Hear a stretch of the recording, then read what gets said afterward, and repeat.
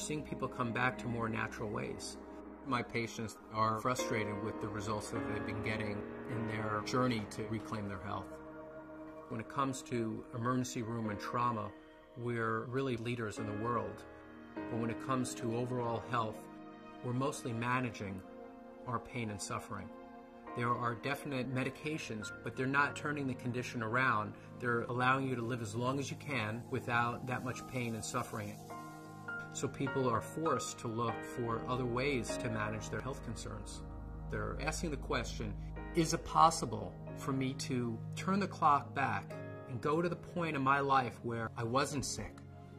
Could be 5 years ago or 10 years ago, at that point where their bodies hadn't broken down yet. Well, the science world, not the medical world, is really pointing towards looking very deep in the body at the cellular level. And when you look at that level, you start to see that if the person is ever going to change their health, they have to address helping the smallest unit of their body get healthy again. Normal cells perform many functions essential to maintaining good health. They must be able to take in nutrition and eliminate waste or toxins.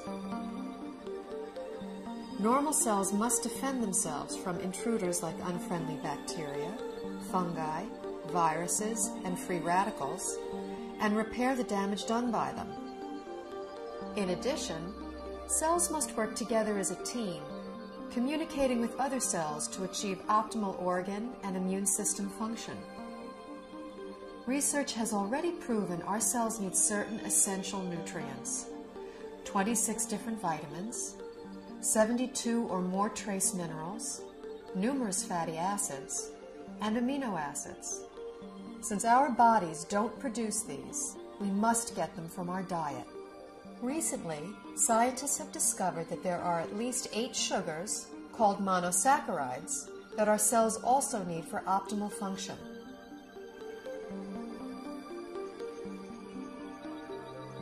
Inside cells, these sugars combine with protein strands and form complex structures called glycoforms. The exterior of a healthy cell is covered with a dense forest of these glycoforms. Glycoforms can exchange infinite combinations of information depending on their shape and charge. Glycoforms are present on the surface of all cells and actually prevent viruses, bacteria, and other enemy cells from entering a healthy cell by blocking the entrance to the cell's surface. Glycoforms can hold on to an enemy cell until an immune system cell can arrive to destroy it. Healthy immune system cells can also accurately identify normal cells and not interfere with their function. Cells covered with glycoforms enable clear and accurate cell-to-cell and system-to-system communication, creating an information superhighway within the body. Glycoforms play a vital role in every human physiological process: immune system response, tissue regeneration, cell replication, growth, and structural stability. They are even responsible for the attraction of sperm cells to an egg cell surface to foster fertilization. When a cell does not receive the nutrition it needs, it cannot produce energy, and it really loses its function. Healthy cells don't function optimally without glyconutrients. That's all there is to it. We now know how important these 8 sugars are to human health. The problem is, only 2, glucose and galactose, are readily available in our modern diets. A fraction of these other 6 sugars can be gotten through diet, but modern agricultural methods, food processing, widespread use of toxic pesticides and chemical fertilizers have all but eliminated them from our food supply. It's only really been since a little before World War II that what we now call conventional methods, that's fertilizer and pesticides, even came into being. What was conventional farming for thousands of years, we're calling alternative farming and organic farming, and what we're calling conventional is actually a new experiment. The connection of healthy soil to healthy plants and to healthy people cannot be underestimated. Most farmers don't use organic fertilizer because of the economics. The government farm programs reward the use of conventional fertilizers. And then also many farmers grow for big agribusiness companies. When you're dealing in mega farms, the ideal crop is to pick the entire crop one day, get the pickers out of the field, get the money out, plow it down and put another crop in. That's like the perfect scenario. Crops are selected for uniform maturity and the ability to harvest quicker than they should. And that makes a huge difference in the protein content and the nutrient content. Optimally, you want the fruits and vegetables to stay on the vine or on the tree or on the plant for as long as possible, because in those last few days before ripening is when the essential sugars are brought to the fruit or vegetable. Everything that is not picked at its peak, everything that is shipped any length of time begins to lose its nutritional value. The nutrients actually start to oxidize. And once a vegetable turns a little brown or it's rusting, then it's going to cause free radical damage in your body.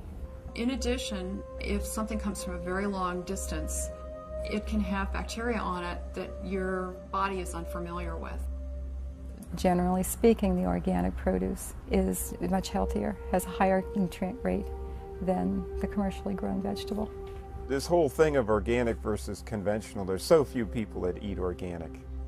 95% of the fruits and vegetables that are grown are conventional, which means that only a few people are eating organic foods.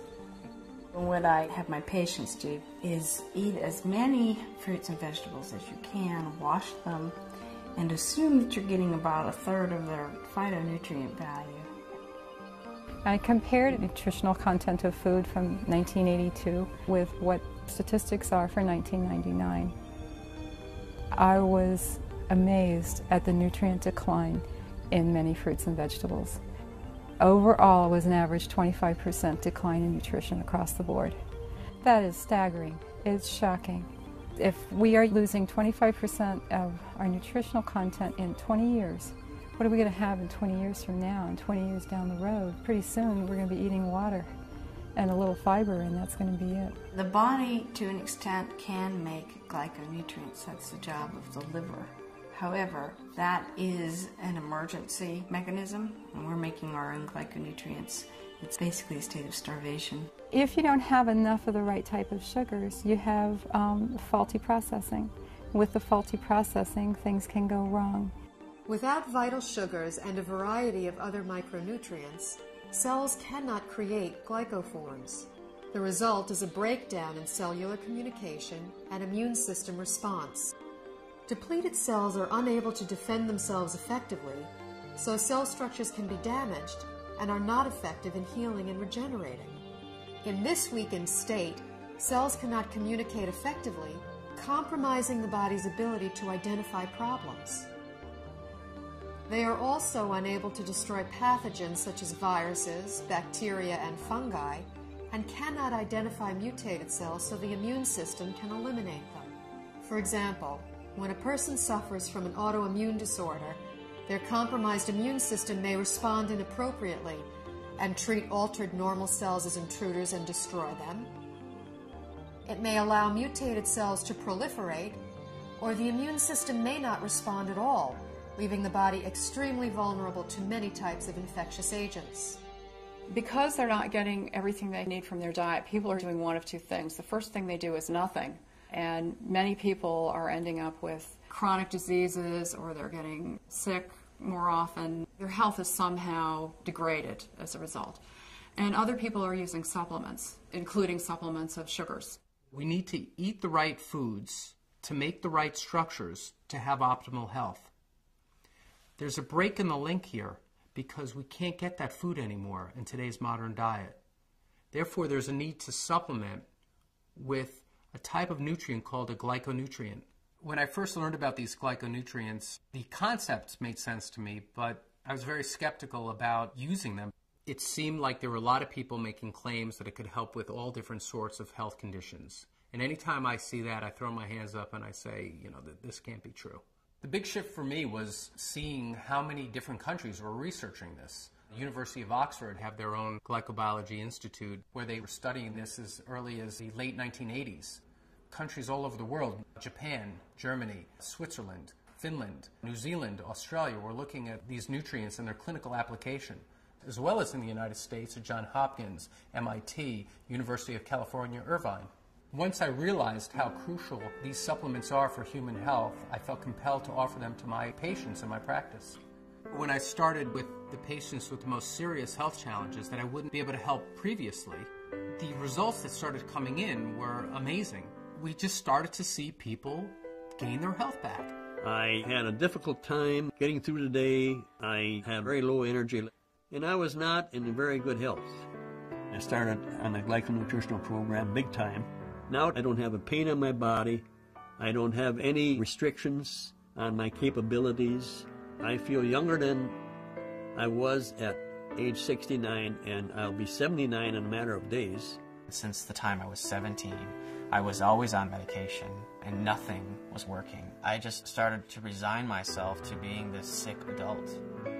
I took these glyconutrients, and it's changed my life completely. I'm on a road of recovery where I feel I'm more alive than I've been in over 10 years. It was to the point where I prayed that if my pain doesn't go away, I just want to die. I went ahead and decided to start taking glyconutrients, and I was completely, within 3 weeks, pain-free. I can do it all again. I feel like it's been given back to me, and that's what I'm thankful for. These type of results I've never seen before in my practice, and were exciting to say the least. I believe somewhere in the next 10 to 20 years that this will be in the curriculum of all training, because it gets results. I, as a physician, am real excited about that, and I think that physicians in general should be fascinated from a scientific standpoint. After seeing so many dramatic results with the people that I've recommended this to, my approach to healthcare has changed fundamentally. I hope to see a paradigm shift in treatment in the future, where you have a truly integrative approach between traditional medical care and nutritional support. And this would ultimately give people not only a longer life, but a better quality of life.